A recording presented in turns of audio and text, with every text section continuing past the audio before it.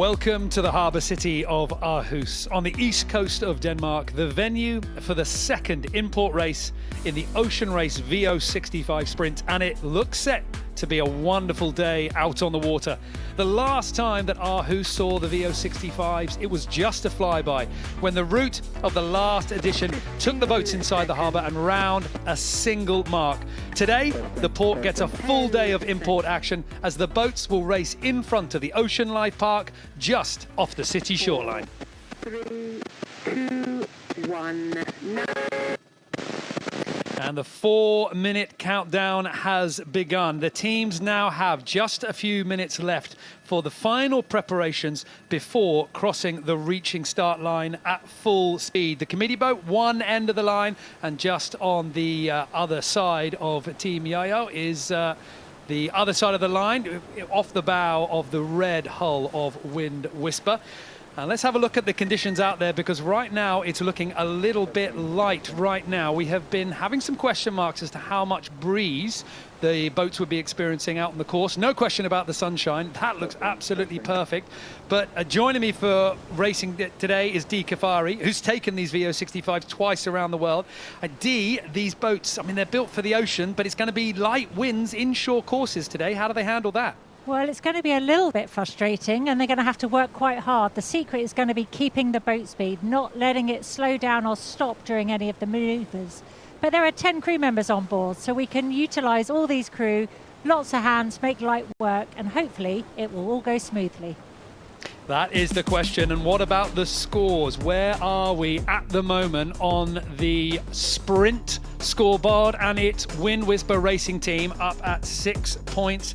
And then just behind them in second place, it is Austrian Ocean Racing, powered by Team Geneva, with Team Yayo just ahead of them in second. Now, we've only completed one stage of the sprint so far, so the scores are still very close, but it is a very different situation for the import races. In the import series, it's only been Wind Whisper finishing the Alicante race before the light winds timed out the other teams, so they are a full 6 points ahead of the rest of the fleet. But with the action today, we could expect that to potentially change. Well, let's take a look at the teams in a little bit more detail. And first up, it's Wind Whisper Racing Team, skippered by experienced Spanish ocean racer Pablo Arata, a veteran of 4 editions of the ocean race. Next, Team Yayo, and the core of this Netherlands entry of Team Yayo is made up of 5 Dutch under-30 sailors with skipper Jalma van Beek, 28 years of age, leading an improving squad. And our next boat, Austrian Ocean Racing, powered by Team Geneva, with a fierce determination to put Austria on the map for offshore sailing. The founders of this team have been putting together a squad of very motivated young sailors. Viva Mexico is led by Mexican yachtsman Eric Brockman, a past J70 class World Championship winner, who, as well as skippering Mexican teams in the Extreme Sailing Series, has now racked up many offshore miles. And our last team for the VO65 Sprint Cup is Meerpuri Trifort Racing Team, racing in the final 2 legs of the Ocean Race VO65 Sprint. The Danish flag Meerpuri Trifort Racing Team, skippered by renowned Spanish ocean racing yachtsman Robert Chuni Bermudez de Castro.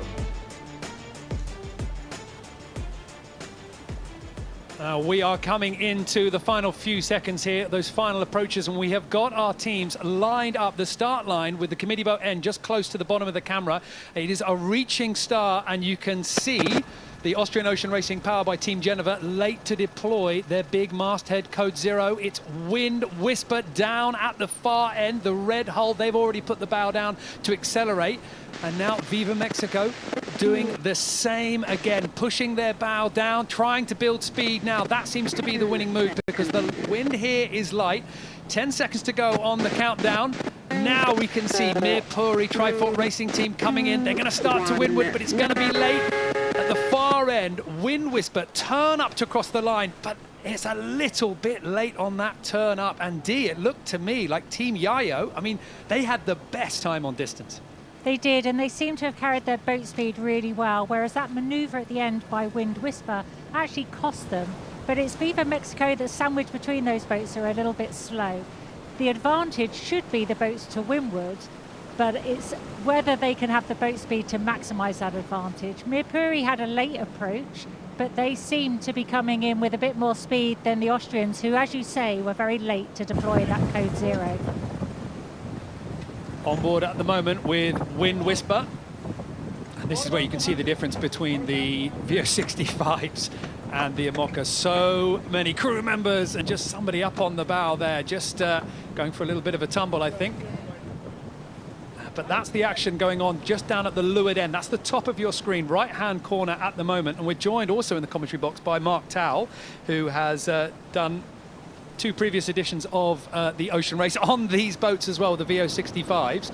I mean, Mark, Wind Whisperer, they have been doing really well in the sprint trophy so far, leading up to this point, and they're looking pretty strong to repeat that. Yeah, it's great to be here in Aarhus, Niall, and good to see the boats out racing. It's always interesting to see these Volvo 65s. They don't need a whole lot of wind to get going. All the boats have their masthead zeros out, and I wouldn't be surprised if this is the sail that they use all the way around the racecourse. I mean, right now, those masthead code zeros are certainly the sail that is matching these breeze conditions. The big question is how much wind are we going to get? I mean, Dee, we've been watching this wind all morning. It has been light. There is some questions about a sea breeze. How well do you know Aarhus? Because I don't know it very well, but I'm crossing my fingers here. Well, it's interesting because on board a lot of these boats, there are some past Olympians and those that have been through the Olympic program. They've done a lot of racing in this bay. So they'll actually have some really good inside info to what the wind's going to do. We've seen this morning that wind rotate round. So now it's coming from the southeast. This is the new direction of a sea breeze. So we're hoping this now will continue to build. So it could be where we're all on the code 0. If it builds quick enough, we may see a change. And we can see on the bow of all these Volvo 65s, they've actually got a J1 plugged in, ready to go. Should it get too much for the code 0 at any time? That's a great point, Dee. And it's also interesting to just see Viva Mexico there pulling their dagger board down. We saw on Wind Whisper, looked like one of the crew had a little tumble trying to get the dagger board down as well, but obviously very different with the foils on the Amoca 60s. The dagger boards make a big difference in terms of preventing leeway, and getting that right on the reach leg can be a very important adjustment. Right now, Wind Whisper starting to stretch ahead a little bit, and it does look like there's a little bit more breeze here. It would be early days to say that this is the sea breeze potentially sort of coming in, but if it keeps building, I think, Dee, your prediction is going to be right about what this wind's going to be doing. But right now, the big effect that it's having is stretching the field. Out in the lead is Wind Whisper in second place, just going out of view from the overhead shot. It is Team Mexico, and then Team Yayo to windward of them is Austrian Ocean Racing, powered by Team Geneva, and Mirpuri Trifort Racing Team in 4th and 5th. This is a really strong performance here for Wind Whisperer. I mean, they are looking absolutely fantastic. And you know, getting themselves ready for these conditions as well in the VO65, it's easier, isn't it, in these boats, if the conditions change, to match it than we've seen with the Amocas. Exactly. We're going to have a lot more activity because you've got 10 crew members, so you can utilise them. And I think with that footage we saw Wind Whisper going along, we saw some activity on the bow. They were actually preparing a sail, so they're already anticipating what they think is going to happen next on the next leg. So we're on this easy reach, but we've got these corners to turn, which will give an opportunity for sail change and manoeuvre, and that's where the other boats can capitalise and try and close that distance that Wind Whisper has now established. And this lead that we are seeing from the red hull, I mean, it was given to them, really. I mean, they earned it from that leeward position on the start line, but the leeward position of the boat that's closest to them, Team Mexico, didn't work out. We've had a place change here between 3rd and 2nd. It's Team Yaya rolling straight over the top of Eric Brockman in 2nd place, just a little under 150 metres behind the race leaders as that first mark comes into view. And this is going to be a square course here. This is a lot of corners, all of them port hand turns. Port hand turn, and we're going to be bearing away, so they're going to stay with that code 0. There's probably going to be a little bit of a question of should they change to a downwind sail. That distance between Mark 1 and Mark 2, is it worth the disruption on board? Have they practiced that as a crew? At some point they've got to strategically make that jibe into Mark 2 before they come back on the next reach. So there's lots of questions, and the navigators are going to be working quite hard at saying whether it's worth the effort involved. I mean, interesting, just watching this shot here of this breeze, the big question is, what's it going to be doing 10 seconds from now, 10 minutes from now? Difference in the heel there. Yeah, big difference in the heel of the boats. It's great that you pick up on that, Niall. And with the cannon keel, sometimes that can be deceiving in light air. There are different strategies. Perhaps it's better to induce some heel, perhaps even cant the keel to leeward in lighter wind. But it looks like Wind Whisper's got plenty of power here. They've got the crew up on the rail, which tells me that they've got plenty of power, and they are certainly looking fast and out in front at the moment. A lot of the teams here in the Ocean Race VO65 sprint have a lot of young sailors. I mean, this is fast becoming the proving ground for anybody that wants to earn those offshore miles, race miles, and try and get themselves into, you know, the ocean race or other opportunities in the sport of sailing. It's interesting to see those young faces, but still we've got those experienced hands with them. And right now, Pablo Arate, the skipper of Wind Whisper, is doing a great job off that line, taking this boat into first place and holding it nicely. Everybody starting to close up their lines as Mark 1 comes into view. This is going to be a left-hand turn for that leading boat. It's not going to be a long downwind. Are we going to see them stick with that masthead code 0, or potentially a little bit of a sail change here?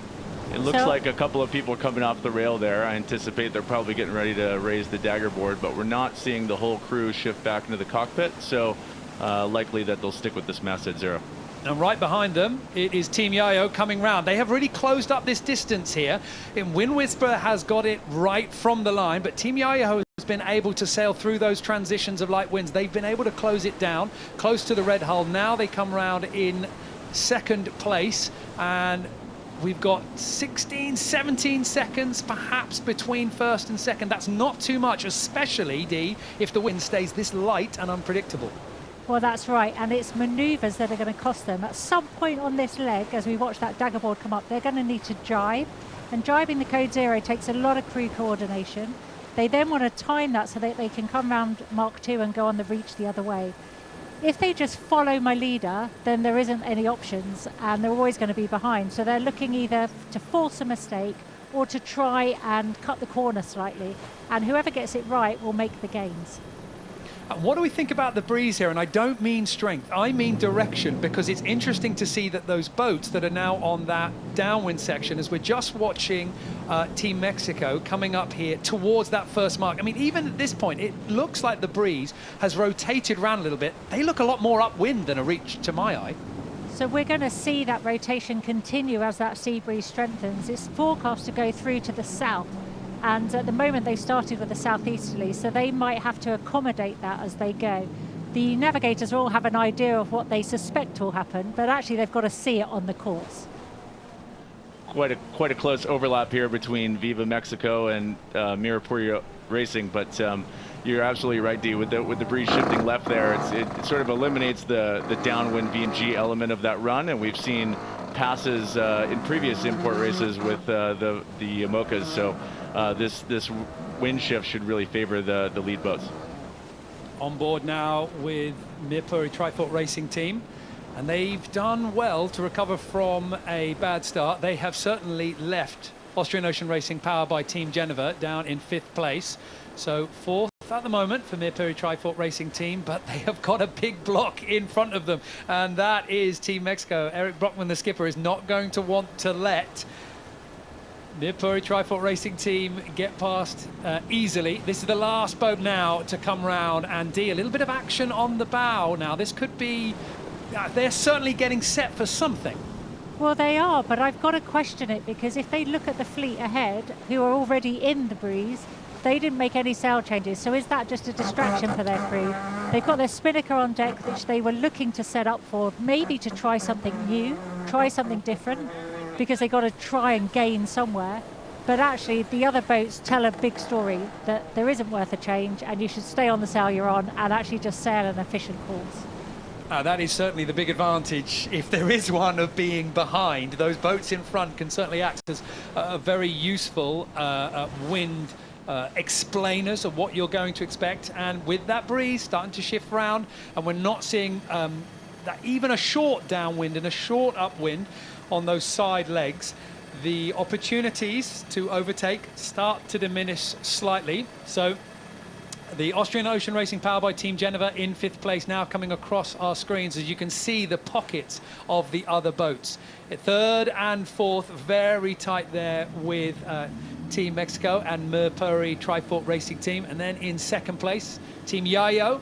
And in 1st, stretching a little way ahead, it is Wind Whisper. And the breeze right now, keeping these boats here a little bit more off the breeze than was the plan for this section of the race, but it's still not creating a true upwind and a true downwind leg. And D, as long as it stays like that, it's an advantage for the leaders. Absolutely, because they've got to not do that critical tack that's so costly, but also with it not being pure upwind or pure downwind, you're more likely to stay on these code zeros because they give that flexibility in that reaching range. If we were to have a slight increase and there to be a true upwind leg, then we're going to need to change possibly to the J1, which will be a big manoeuvre and a lot of action. Interesting shot here where we can see both the action off the boat and on board as well on that cockpit of Wind Whisper Racing Team. And Mark, it's amazing how few people they have in the cockpit. Yeah, big emphasis on getting the weight forward right now. It seems like they've hit a bit of a light patch. You see Daryl Wislang right there, very experienced ocean race sailor, trimming the mainsail and keeping the boat moving fast.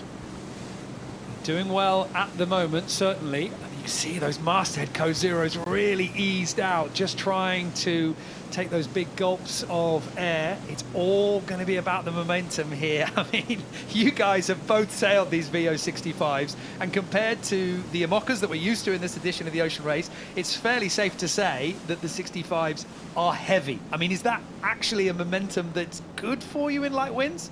It can be, but you've just got to work really hard not to allow that to stop. In any manoeuvre or sail change, you've just got to try and do it at the right time. But what's really, we've got so used to seeing the IMOCAs now with the crew inside and maybe one person on the bow. It's actually really nice to see so many people active and moving around on the deck. And I'm sure the guests are quite liking to interact with the crew members a bit more. I totally agree. The other day I had the opportunity to get back on board our boat, the Austrian boat that we had sailed around the world twice on, and it felt like an absolute holiday. So much space and all the open air cockpit is such a contrast from the Imoca 60s. And is it nice for you? I mean, Mark, when you step on board that boat, do you still have a bit of an affinity for it? A boat that has taken you through so many miles? Oh, absolutely. You certainly feel that connection, and it was a bit of a nostalgic moment. It was very nice. Well, it's nice to see them out racing at the moment.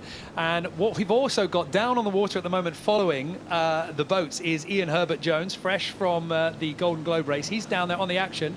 And let's go into him now, because the big question is what are the conditions like there? Let's hear from Ian.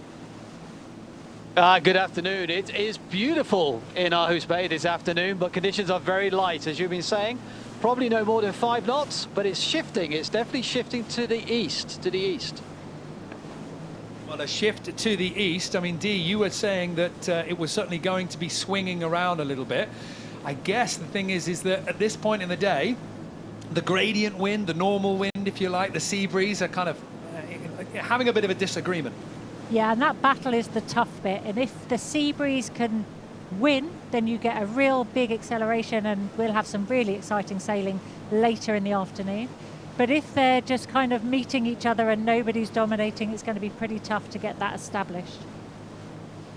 Well, let's just, Ian, I wonder if we can just bring you in again here, because we're watching the VO65s right now, those big masthead code zeros, but we're just having a hard time seeing how much breeze is there right now, how patchy is it? If these boats separate, are we going to be seeing them sailing in very different winds?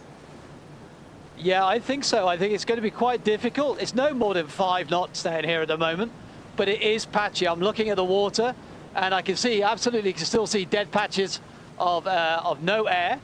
So you could see it all change, yes. Oh, thank you very much, Ian. I mean, Mark, look at that, 5 knots, says Ian on the racetrack. But the boats are moving. I mean, the 65s, they have that tall mast. It's got to be an advantage. Yeah, you mentioned earlier that the boats are heavy, and they certainly are, but they are also incredibly powered up. It really doesn't take a whole lot of breeze to get these things up and going. Obviously, this leg has been a bit more downwind, and so the boats are flat, and we've seen the crews further forward. But if that wind direction holds, then the long reach the other way on starboard should be much more upwind, and therefore we'll see the boats rocked up and the crews on the high side and the keels canted to windward. And that's going to be a big risk for Wind Whisper Racing Team. Right now, they are doing 9 knots almost of boat speed. That's pretty impressive considering the conditions that we've got out there at the moment. Team Yayo in second place with Viva Mexico in third, and then Mercury Trifoot Racing Team in fourth with the Austrian Ocean Racing powered by Team Geneva in fifth place. So this long, what should be a reaching leg, but is really more, a bit broader than that, a little bit closer to a gentle run, has stretched the fleet a little bit, but hasn't changed any of the order on the field. But that's what we predicted. The question will be, is this breeze swinging around enough to create a windward, leeward leg? If we are going to see it, it's potentially going to be on the next one here with that white mark coming into view for the current leader, Wind Whisper. They're going to make a left-hand turn at that mark. They don't look set to change sails, so they are still confident they're going to be able to sail that tighter upwind angle on the masthead code 0 with Pablo Arate on the helm, standing there in the red jacket. And it's just, I mean, I know it's light winds. I know right now they're not being too pressed in terms of split-second maneuvers. But this boat, Dee, it looks smooth. It looks unstressed. Well, we're well within the grounds of the code 0 range, so they're really confident to sheet it on now to go upwind. Whereas before, they were questioning if the sea breeze increased, would they have to change? But we're still within our wind range. We've got the keel to cant, we've got the board to go down, so we've got lots of controls that allow us to keep the boat accelerating rather than just falling over. And I think the battle is really going to be interesting between third and fourth place, just because we saw, Mark commented on the angle of heel of Viva Mexico compared to the other boats. So as soon as they get powered up, it'd be really interesting to see that battle of third and fourth and how the boats both sail, the teams sail each boat. There's a big split here between, well, first and second perhaps, but certainly second and third and fourth. Mercury Trifoot Racing Team with that poor start, but they closed right the way up to the stern of Team Mexico, but Eric Brockman is just not letting them pass right now. However, just focusing on the breeze and on the layup of the course, there you can see the other white mark coming into view now on that left-hand side, and we can see Wind Whisper tacking for it. And Mark, it is an upwind. It's a short upwind, but we've had a shift in the breeze enough to push these boats onto an upwind course. Absolutely. Here comes the big deploy. As we've seen in the past, these furling tacks are a big emphasis on the crew work. On these VO65s, you have 3 pedestals, so 6 people grinding the sail to furl it and then unfurl it. And then at the same time, you've got to do dagger boards up and down and get the mainsail set. So quite a lot of crew work going on there, but it looks like they've had a good tack so far. And of course, these sailors have had 2 previous editions of the Ocean Race to learn from the best. They've all been watching what you guys, both Dee and Mark and all the other sailors in the race, have been learning from these VO65s. 2 laps of the planet already for these boats. So for these sailors, they are looking for perfection. We should be expecting these maneuvers to go off without a hitch. The small little niggles in these boats have been discovered, and that's why a good tack and, as you say, a good deploy from Wind Whisper, and again behind from Team Yayo as well. Jelmer van Beek on the helm, a young team here, but sailing strong. Second place, they need to find an extra half knot here to stop the Polish team just keep stretching out. But Dee, it does look like we've got a little bit of breeze there. They're certainly carrying the heel. Well, they are, and so they're now going to see, you'll see all the crew come out of the cockpit and pile onto the rail there to help put their weight in the right place. The keels will be up, whereas I guessed at the beginning not all the keels were fully canted. I'm sure some of them even had them to leeward. But what's really nice here is we've got 50 sailors active on the water, and in amongst those 50 sailors is a real mix of some new young blood and some experience. And what better way to get to sail with somebody that's already sailed around the world on one of these boats? You know, you've got Darrell Wislang, we've got Bao Becking on there. There's a cast of experience and some really new young sailors getting first-hand you know, the opportunity to learn from this experience and sell these boats themselves. So I think it's just a really great platform for a stepping stone for a young person's career in sailing now.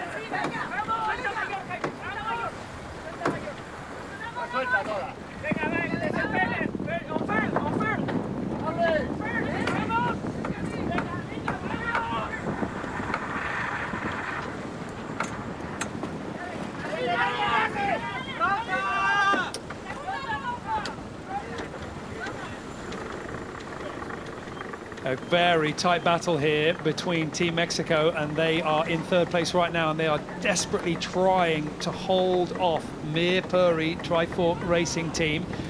It's always difficult to judge when you're listening to a language you don't fully understand as to whether the words were just being said loudly or being said with a bit of stress, but they were definitely having to pull out all the stops and trying to get a good turn here. I mean, Mark, you know the VO65s well. I mean, that was quite a scene on board. Yeah, obviously a lot of crew work there. As the helmsman, it's a tough choice between keeping the bow closer to head to wind to allow the crew to get the sail out faster. It makes it a much easier deploy. But then at the same time, you don't want to lose the bow and get stuck head to wind. And it looked like Eric had to bring the bow down there in order to make sure he had flow over the foils. And then it just made a longer grind for the rest of the crew. And obviously Mir Puri hot on their heels here. And we are joining Mir Puri Trifork Racing Team, obviously, after that manoeuvre. So it's not really fair to do a comparison here, but they certainly look a little bit calmer here. But out in the water, we have got Ian Herbert-Jones. Let's go back to Ian here and just get a little bit of an update as to what those conditions are like, because it certainly seems to us, Ian, that we've got a little bit more breeze now. Yeah, that's right. You have, I'd say, maybe 6 knots, maybe a little bit more, just touching maybe 7. It's amazing what these boats are doing in 6 knots of breeze, but it's shifted around to the south again. It's shifted again, so it's all change. All change, and a very tight battle as well. We're just seeing Team Mexico and Mir Puri Trifork Racing Team coming through the start-finish line to close off that first lap. But as the camera continues to pan down the track down the track, we have got a very tight battle at the moment out in first place. And just look at how hard the camera is having to work here to try and find the 2 boats that are vying for the lead. We have got a long distance opening up between second place and the battle for third and fourth. That is the boat right now that is in the lead. Wind Whisper, Pablo Rata, looking confident there. And you know, there is something, isn't there, Mark? There is something when you're trying to chase down a boat that is in the lead. You want to see that the helm, the navigator, somebody on board looking behind. You want to feel like you've got inside their brain. But Pablo looks very happy there on the wheel. Pablo's an incredibly talented sailor. He has an Olympic background. He's done the ocean race many times. And he always does a really nice job of these import races. We saw him start down at the pin, which is a very familiar place to him. We see him at the pin quite a lot, and it's been a point of strength for him. It's interesting as well that not just in the Ocean Race VO65 Sprint, but also in previous editions of the Ocean Race as well, it wouldn't always be the skipper on the helm. You know, all those teams, they go, you're the inshore specialist, I'm going to put you on here. It's interesting, those people that just, this is what I do well, you know, give me my moment. Yeah, absolutely. In the last race, we had Chuni sailing with us for a few legs. He's the skipper on board Mir Puri at the moment, and interestingly enough, he and Pablo sailed together in the Starboat in the Olympics many years ago. So it was fun to hear Chuni have a little battle with his old crew. At the moment, there's one clear winner right now as we are on leg 5. We are just started off the second lap of this inshore race for the Ocean Race VO65 Sprint. We're coming back up to Mark 1 for the second time, and there are smiles for the race leaders, of course, the young crew from the Polish entry, Wind Whisper, out in front, and that's the boat that's chasing them right now. Jelmer van Beek of Team Yayo sailing well. The Dutch team trying to close them down here, and I think they have been able to choose slightly into the lead, but there is certainly more than enough of a buffer between first and second right now. And there I just see the first glance behind from Pablo Rata, the first little check off the stern to see what was going on behind there. But right now, Wind Whisper looking very strong. And D, I mean, this, again, back now, we're back into a little bit more of that processional course. It looks like maybe the wind shift, maybe the race management team have adjusted the position of the marks, but things look a little bit more reachy now. It's definitely totally in control, and I think Wind Whisper's got that control. Yayo's tried what they can, but they can't seem to get back into that lead that they've established. But the battle that is going on is literally Team Mexico and Mirpuri, Trifork Mirpuri, side by side. And what Eric Brockman's got to do at every corner is position his boat to basically be in the way so that Trifork Mirpuri can't make grounds and get inside him. And so I think that's where the battle's going to be for that third, fourth place. Well, it's an interesting tactic because, as you say, that would be the best way to hold on to third. But for Eric Brockman, is there not a danger that if you do that, you let the opportunity of closing down second place? I mean, as you can see, it's a big distance between second and third. But when is the right time to think about going ahead, and when's the right time to think about defending? Well, there's got to be a balance of responsibility on board. There's got to be some people looking at how they can make the gains forwards, but some people have got to be doing that competitive strategy of how do you stay where you are as well and prevent the guy behind you overtaking you. So there's that balance of responsibility and roles on board, and that's what you've got to get right in the race course. But I think we're running out of options, we're running out of legs. There's only 2 laps, so I think we need to deal with what's the imminent danger.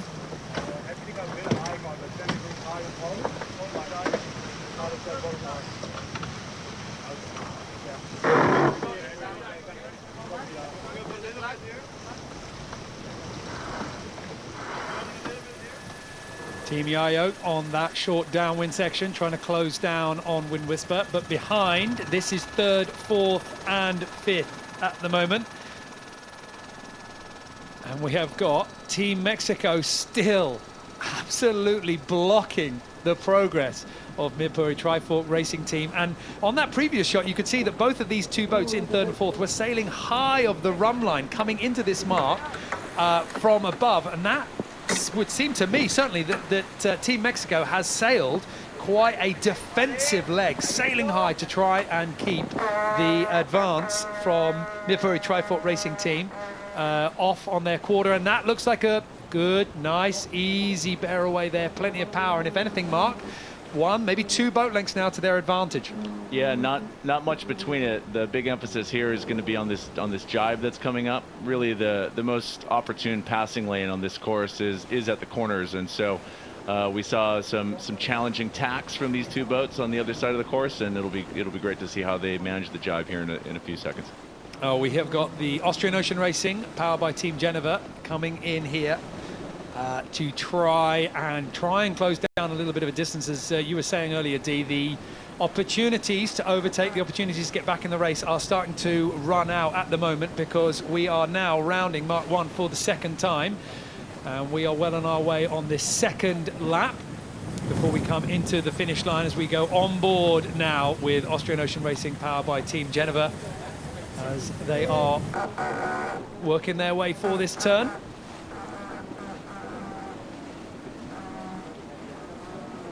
Good to see the entire team involved there and grinding the dagger board up. Usually at the top mark in North Breeze, you'd be deploying another sail, and coming from a guy who's done the pit in the last 2 races, pulling that dagger board up at the top mark by yourself is a big challenge.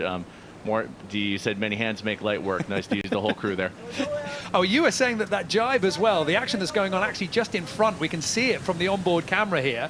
The jibe would be crucial, and I mean, we only got a brief chance to take it in there, but it did look like the Austrian Ocean Racing, powered by Team Geneva, were actually closing in a little bit to those front runners here. It looked like the jibe, again, it was Team Mexico forcing Mirpuri Trifork Racing Team wide. So if this boat here can get a good smooth jibe in, they'll be able to close down a little bit. This is the battle that's going on in front of them. 4th on the right hand side of your picture, and 3rd on the left. Team Mexico leading Mirpuri Trifork Racing Team.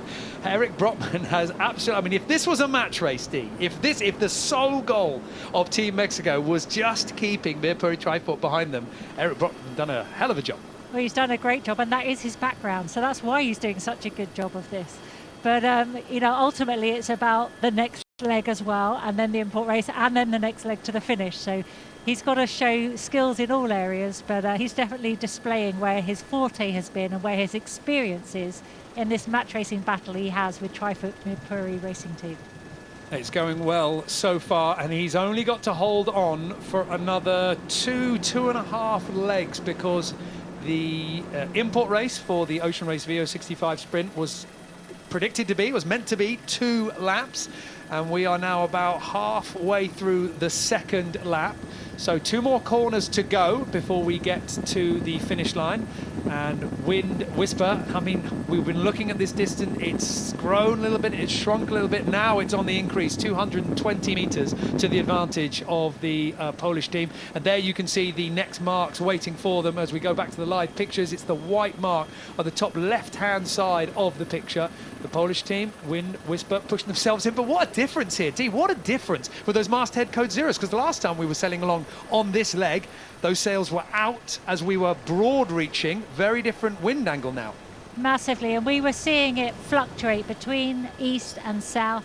Now it seems to be establishing, and it's actually built. We've got boat speeds above 12 knots, which is a big difference to us creeping along in a 5-6 knot range. I'm not sure who that would benefit here, Mark, whether that would play into the hands of the current leaders, Wind Whisper, or Team Yayo behind. I think usually whenever it's headed, it tends to favor the boat in front on a reaching course. But while we do have these zoomed out shots, I just want to highlight quickly the city of Aarhus. It's been absolutely incredible to be here. We've had impeccable weather. The race village has been full of fans following along, and it's been a real pleasure to be here. The city is incredibly excited to have the event. Very sustainable in the whole way that they operate, and very happy to have the Ocean Race here. It certainly has been a pretty spectacular, and I mean, the transatlantic sprint for the Moccas was one thing, but for the VO65s, they've had quite a long rest before getting themselves back on the action. So it's nice to see them here in front of all the spectator boats in front of the city and getting themselves back into the Ocean Race sprint. And Wind Whisper, just the extra crew weight coming up. There's so many clues, isn't there, about that wind increasing, decreasing. I mean, every single time that we get a little bit more, you know, the sailors move around, that gives us a clue. Yeah, what we actually just saw there on Wind Whisper was a group of the crew that were hanging over the rail. They got up and they moved aft. So what we're doing is we're moving our weight further aft. They were forwards because it was lighter. The breeze has obviously filled in, so now they want the maximum number of crew leaning out in the widest part of the boat for the best righting moment. You talk about clues as well, Dee. You could see Pablo just leaning out with his shoulders a little bit, using that dinghy experience to hike the boat out just a little bit more. He's probably got a puff of wind there. If you're new to sailing, you know, big keel boats, it almost seems strange, doesn't it, to those little dinghies, slight shoulder moves. But actually, you know, we all do it. We all feel that boat responds to it, even in these light winds. And right now, they have got 2 more turns to go, 2 more left-hand turns. In between those, there will be attack. As you can see, the white mark on the left-hand side of the picture, that is Mark 3, the second time that we are going round it. Pablo Arate, fingertips on the wheel right now. And they're already quite on the breeze here, so we should expect attack fairly soon on this short upwind leg, perhaps even straight away. The bow's starting to go up now. They're going to put that boat as close as they can. I think I almost heard ready to tack, so we should be seeing them going into this tack pretty soon here. Hard on the breeze now for the Polish team in the lead, getting themselves ready for the tack. Crew making sure they got the sheets ready, clutches primed. And just looking at the angle that they're making here, what started lap 1 was all over the place. The upwind legs were reaching legs, the reaching legs were downwind legs, but things now seem to be a lot straighter. The course has been set up to where the wind is now coming in from. That's bad news for this boat in second place, because they really needed one big shift, one big shutdown, something to slow the progress of the Polish team, and it hasn't happened. Yeah, really their last chance here is that Wind Whisper has a bad tack, and they're able to make a good tack and pass them at the corner there. But we've seen Wind Whisper be quite strong from the start all the way until now. Haven't made any mistakes, seem nice and calm. Let's see how it goes. I mean, second place is not to be scoffed at. That would be a strong performance, but as you say, you're looking for something a little bit more than Traveller, just pulling the boom up to windward at the moment. As we are getting near to these 2 boats tacking, and just ahead of Team Yayo, there goes the tack for Wind Whisper, and you know that Team Yayo is watching incredibly closely here. The Touch team is hoping that this tack would not go as smoothly, clearly, as it has. D, no mistakes for Pablo Rati and his crew.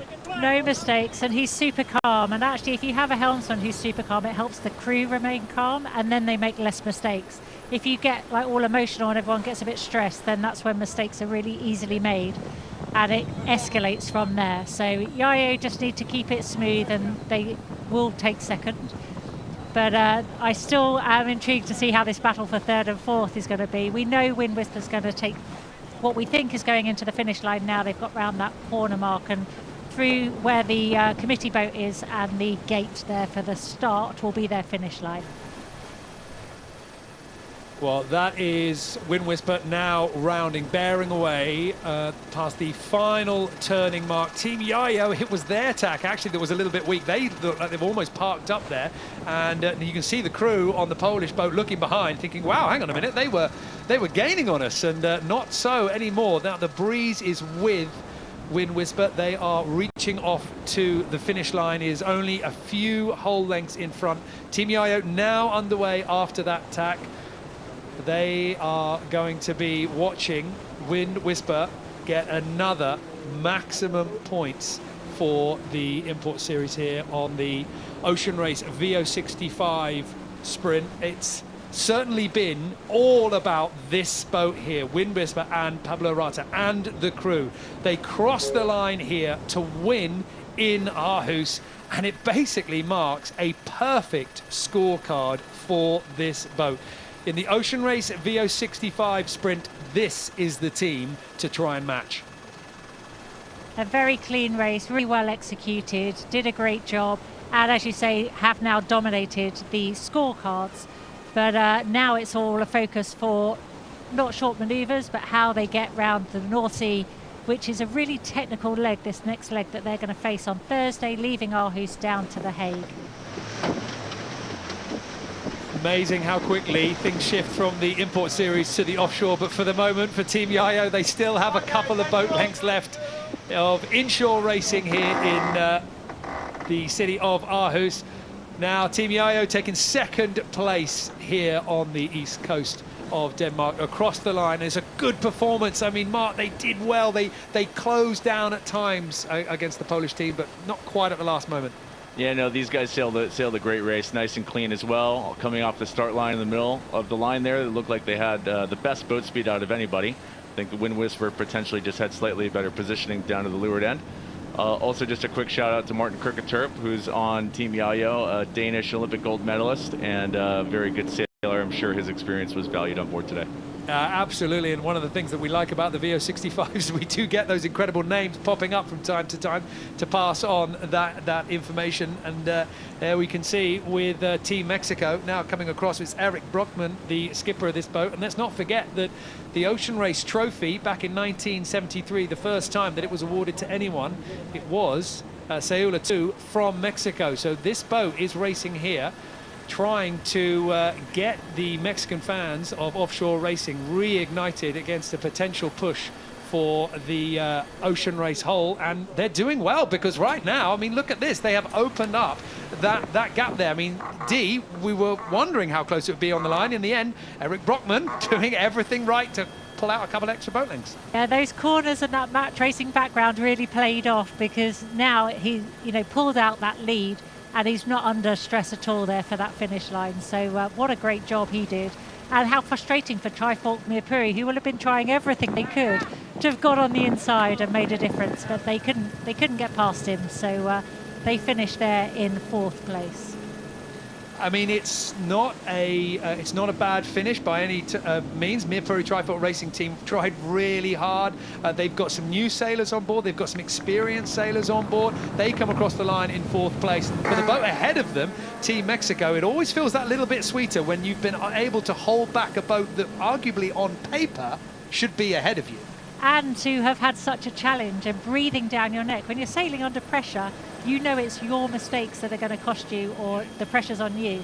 And they handled that really well, Team Mexico, so I'm impressed with that. It was a trimmer's race because that first lap, it was all over the place, and they would have had to really react The rest of the crew were ready with multiple sail changes. We look on the bows, there's J1s, there's spinnakers, everything was ready. In the end, they didn't change sails, and it did establish itself to be more of our traditional reach, turn, reach. But that first lap would have been the trimmers dominating what they wanted, the weight moving forwards, the crew out of the cockpit, and making those small differences that when all the boats are identical as the Volvo 65s are, those little things really make a difference. And on a course like this, those small differences, I mean, they haunt you, don't they, for days, because it's numbers like this and it's data like that that, of course, the sailors will have on board, and even more so, and you will obsess about those seconds that you lost there, Mark. I mean, you know, as Dee was saying, it's a trimmer's race. You're trying to find that little bit of speed. How much do you think, oh, if I'd have just been a split second faster pulling in the sail? I'm sure these teams will all go back and have detailed debriefs this afternoon. They'll review the data and talk about their maneuvers. So much of these races, these reaching races, comes down to the start, and so I'm sure a big emphasis will be on the positioning and the start. It seemed like, you know, potentially some room for improvement with a few of the boats off the line. It'll be great to see how that turns out for the leg start in a few days.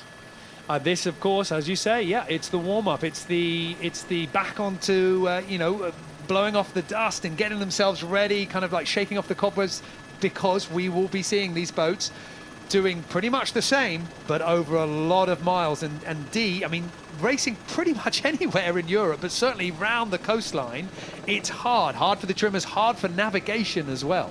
It's hugely technical. This next leg is probably one of the worst, or I should say most difficult, that you can do.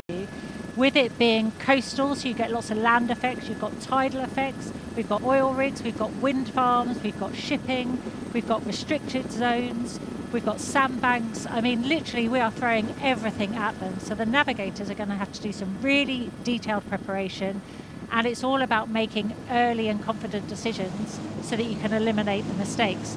Do that with the pressure of 4 other boats as well, and, you know, then you get to a bit of interesting sailing.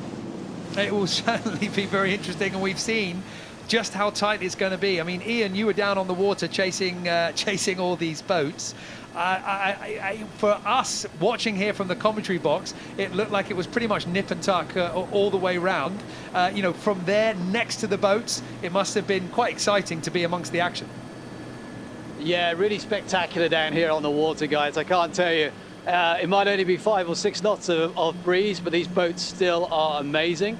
And that third and fourth place, that was really close for a while, very close indeed, until the end, where Mexico managed to just sort of pull away. But very exciting down here. Yeah, well, thank you, Ian. Thank you very much for braving the sunshine and the ringside seat. We really feel for you out there on the water while we're tucked in here in the commentary box, you know, away from all the action. But steady on. Now we can see everybody on board Wind Whisper enjoying that moment. Is there a danger here, Mark? Is there a danger where you're just performing so well, you're winning everything, that it starts to feel like part of the course?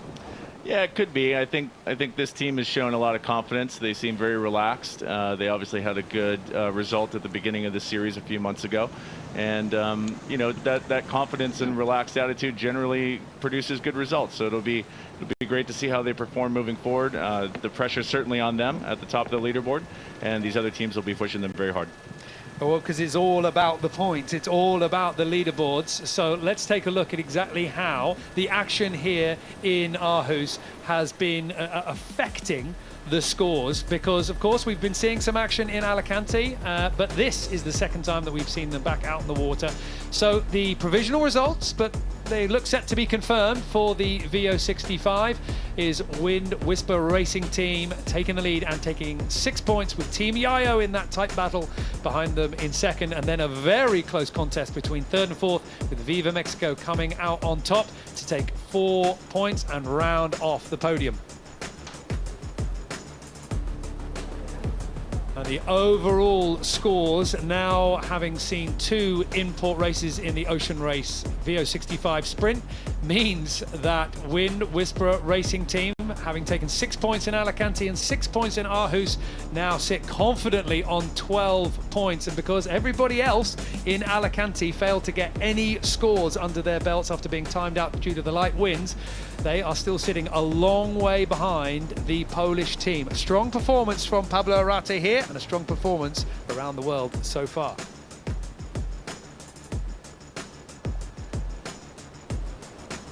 Well, this was the story of the race, the story of the victory for Wind Whisper Racing Team.